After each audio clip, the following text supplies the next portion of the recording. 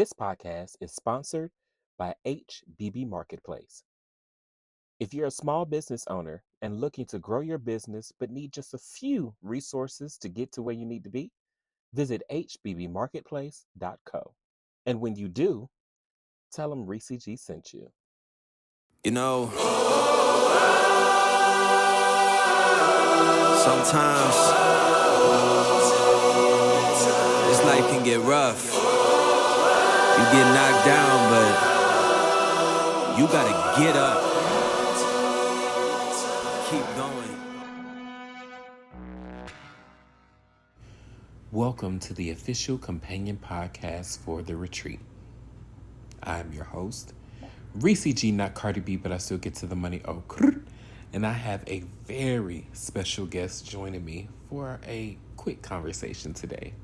He is most definitely someone I call friend and making waves on Bigo Live, in the ballroom scene, and just on social media in general. I'm so excited for you guys to hear our conversation and just to reintroduce to some Jaytee Basquiat. We gon' give it all until the end of time. We ain't going nowhere. We'll be standing right here until the end of time. Till the end of time.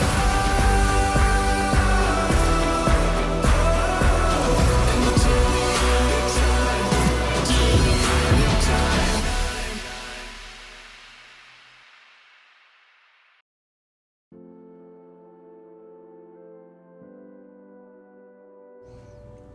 A Philly native, a very fun person to be around, and just an all-around down friend is just a few things I can say about my guest today. He has moved to Dallas and made some waves in the Gulf Coast in the ballroom scene, has made some personal strides that I hope that he's open to sharing today, and also just honestly, being himself has been his true door that he's opened to the public through the retreat and just in his life in general. So today, I say, hey, and how are you doing, Jaytee? Hey, Ressie, I'm doing pretty good. And yourself? I'm doing okay. So I just am so excited to have a conversation with you on the podcast today. What did you think about the episode? I know it may have been a little bit triggering for you, but what was your thought? My thoughts on the episode. First and foremost, I think this is this is a good episode for me.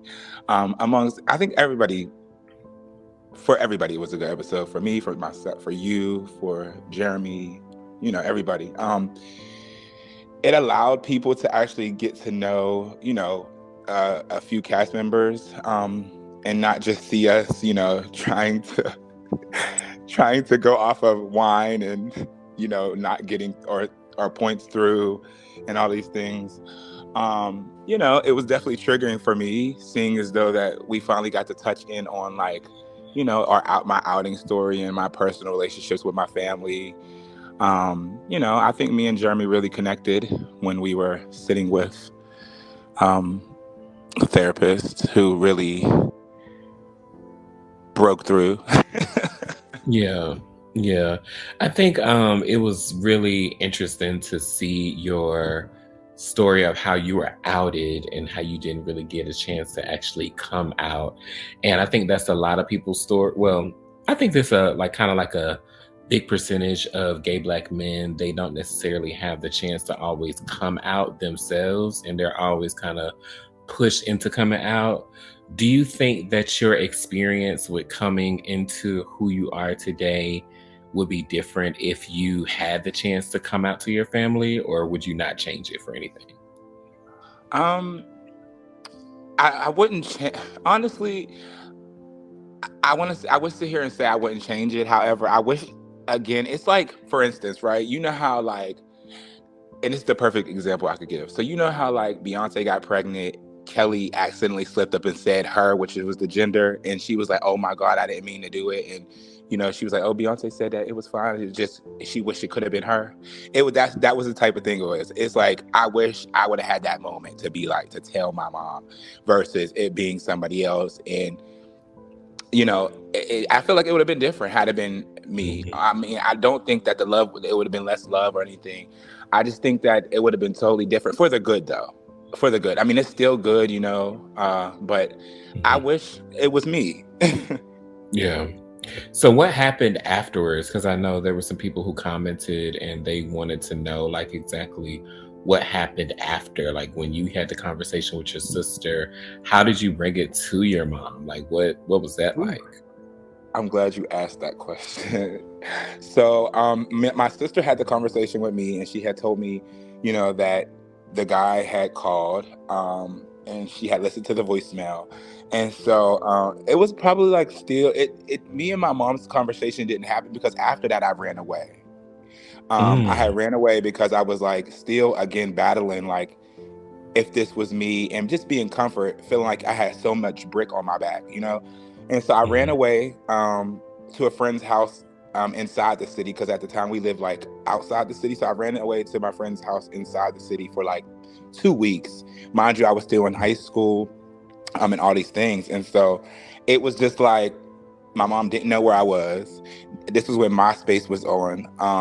And so we were contacting each other over MySpace, and she was mhm, basically telling me like she was calling all my friends, telling my friends like, if you know where he is, I would advise you to tell him that he needs to get home, or I'm gonna put out like a missing persons report, all these things.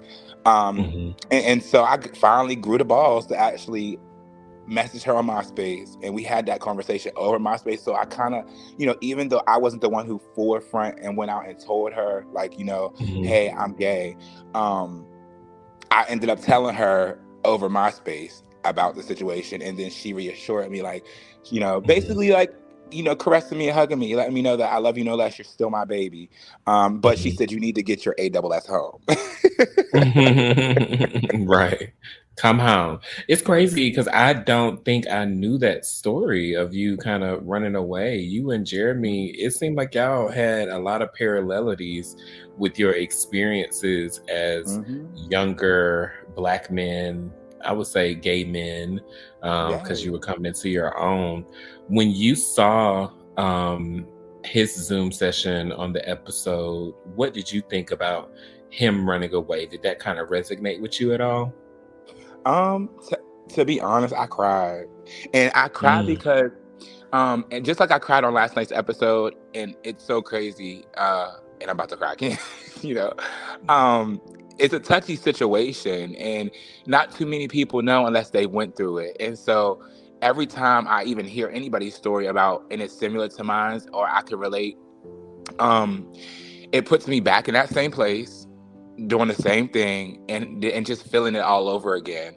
And it's like no matter how far I get from it, that is very touchy to me. And so when I heard mhm, Jeremy's situation and the things that were going on, at that time that I seen the show premiere and all that stuff and it was happening, I just still wanted to reach out and just touch him on the shoulder and be like, "It's okay, friend."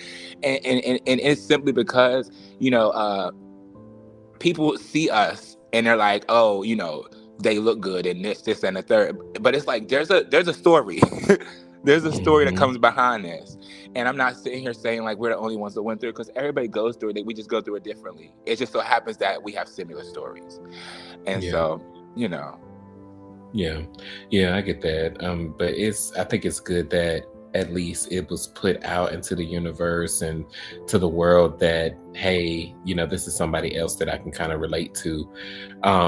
When you came out and started to kind of get that weight lifted and just be able to embrace who you are fully now in the presence of your family, what was that moment like? Did you feel liberated, lifted up? Did you feel like, ooh, girl, I'm gonna get outside? What was the feeling? Oh, so the feeling was free, right? The feeling was definitely free. Um, because my mom, my immediate family, like my mom and my sisters, that's who I grew up in the household with. They knew, and they, Mhm, loved me no less. And so, although like my family, like my mom's sisters and my mom's brothers and stuff, they found out too. I still was a bit apprehensive of them because I still, it's nothing like my mom and sisters, but it's something when it comes to like everybody outside the house because they could pretend in your face and then right behind closed doors they're calling you this, they're calling you that, it's all these things. But in your face, it's I'm so proud of you, you're my nephew, it's these things. Not saying that that's how they were. It was just a me thing. My aunts Yeah. and them to this day, they embrace me. Some, not all. I still had those aunties still to this day who call me faggots, all these things, and these are my mom's sisters, and that I don't evolve myself around them or with them, because as easy it is for you to disrespect me, it just basically goes to show that it was fake from the beginning. Yeah. And I try to keep myself away from that type of energy these days because, I am who I am. I do what I do. Hell, if I want to go and do whatever I do, that's my business. My business. How do you think losing those particular relatives strengthen you as a Black gay man? As a Black gay man, because those are that's blood. You understand what I'm saying? So for me, I motivate myself to say, like, if blood can do it, nobody's exempt. And by all means, that's what keeps me going. And it doesn't surprise me when it's not blood relatives who happen to, call me out of my name or look down on me for this or, all these things. Because it's like, if my family could do it, it just doesn't even surprise me anymore. Yeah. And I think that's what I know for me. I always, when I chose those that I wanted to get advice from and become who I am today, they were my chosen family. My uncles have always been there 100%. My best friend / brother / sister has always been, like my support system, even when my family really didn't understand. I mean, I had my mom at the time, but my dad was already departed. And so I would say definitely those people that quote unquote turned their back kind of gave me their back to lean on for the strength, even though they didn't know it. Absolutely. And even with losing people, it kind of made me go into my bag of memories and push myself up too. You briefly touched on when Joseph asked you about your grandmother, and you said that she was departed and she would be very proud of you today. So how do you think, with growing from that part, from the retreat to now, I mean, a lot of things have changed and you gain more angels to watch over you. Where are you at now with that level of strength, even though you've lost so many people from then to now? I'm more powerful, I think, now. I've actually gained great angels. And I think that's what's keeping me lifted. There's many times that I really just want to honestly, Ressie, just give up and fall. There's days that I really feel like I'm at my lowest. And there is even stress that I'm still personally going through and stuff. But I think it's them keeping me lifted and me knowing that they're on my shoulders. I think that there's no room at this point for me to fall, or, I could think that I'm at my lowest, but I'm not going to be at my lowest unless literally I'm there. And so I'm not allowing myself to quit. And so I think, from then up until now, I've grown. I've done the work that I feel like they wanted me to do, and I've wanted to do as well. I feel like I've made them super proud, and I'm going to continue to do it. No matter how it's going to happen, it's going to happen. I have to. I mean, I'm all I got at this point. I love that, because it's like, I think that kind of builds that thicker skin that we all need to progress. And, the low days can be so low. Oh, God, they could be so low. And then the high days can be so high. And then like that happy in the middle part is like kind of like that coasting or that cruising altitude where we can freely roam around the cabin. But I recently received some advice because I had a kind of a down moment, and I had to the advice was, you've already made it through your toughest days, and these are gonna be tough as well, but the good ones are coming. So move on and go forward.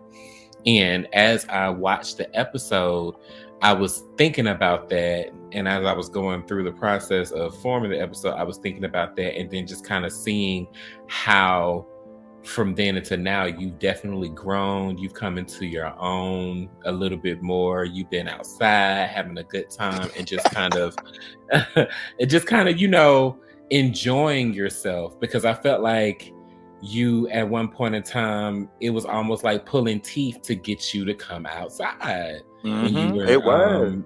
Hey, in girl. that situation. So what do you think?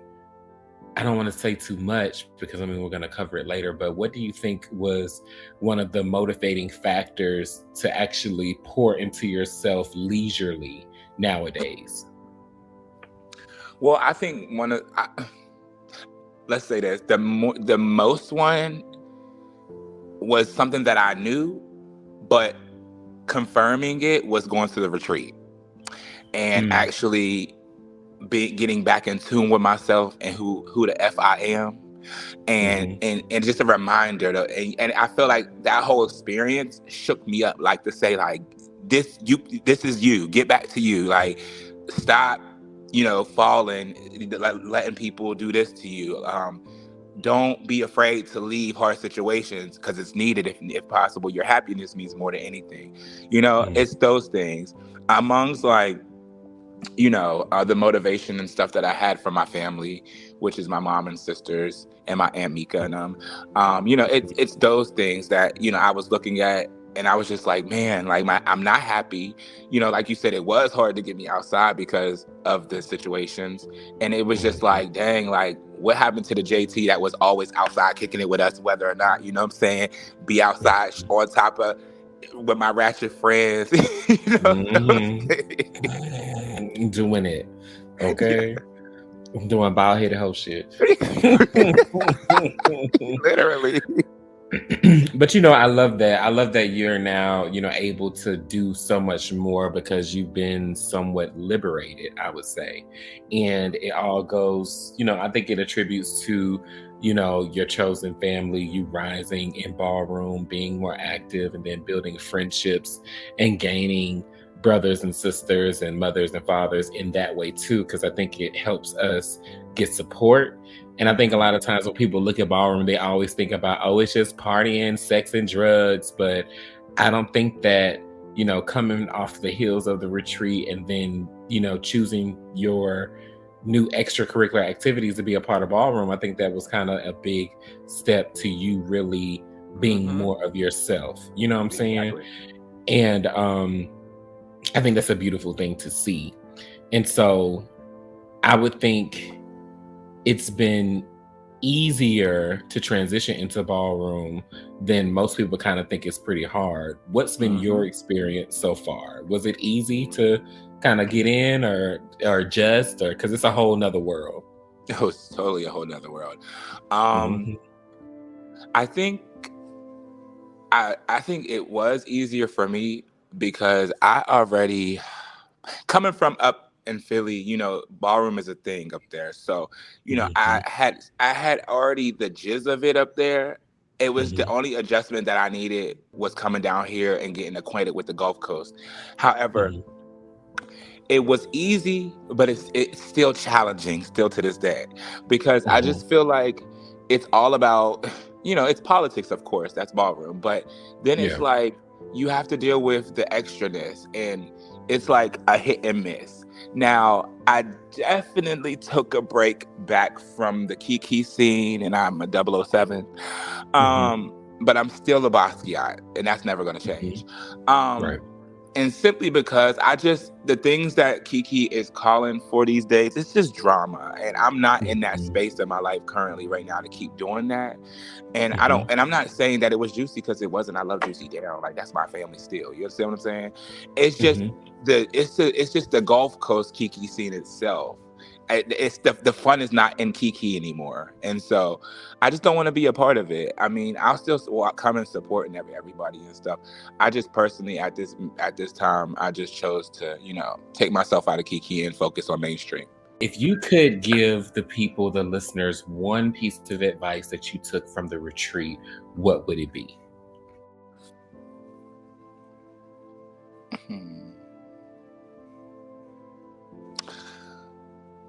Don't ever let your fears keep you from flying, because you'll never reach your high. When you take moments to sit with yourself and understand how much you want to fulfill your vision, one thing that we always forget is how often that vision comes with loss. Today, I am overjoyed with how Jaytee elaborated briefly on how losing people in his life has definitely empowered him. When I lost my father when I was 14 and then losing my mom just last year, it really showed me all of the things that they taught me I had to put into motion and into play, or I would not be able to sit and be resilient to this day. I don't know how I would have been able to rise to any occasion and then even brace myself for losing so many friends due to betrayal or double cross or simply a walk away in 2022. So I have to thank Jaytee for having this conversation with me. And I hope that something that we've said during our conversation can help you move into understanding how losing people is a gain, whether they depart and go on to live among the clouds, whether they take a moment to step away from your life and simply maneuver in your own city and you have to just give them a head nod across the room, or whether they leave and come back. One thing that we have to do is fill our cup up and learn to love ourselves through it all and embrace loss being a gain. And with loss comes love, and love liberates, period. So I hope today something that we said during our conversation or something that I just said may help you get to wherever you need to get to and arrive at that next level. I am excited for the next coming up episodes of The Retreat. We are taking a little break from episode 5 before we get into 6, and we will most definitely come back with possibly another guest on the podcast. But as of now, like I always say, I hope that something I said from my mouth was enlightening and today liberating to your ears.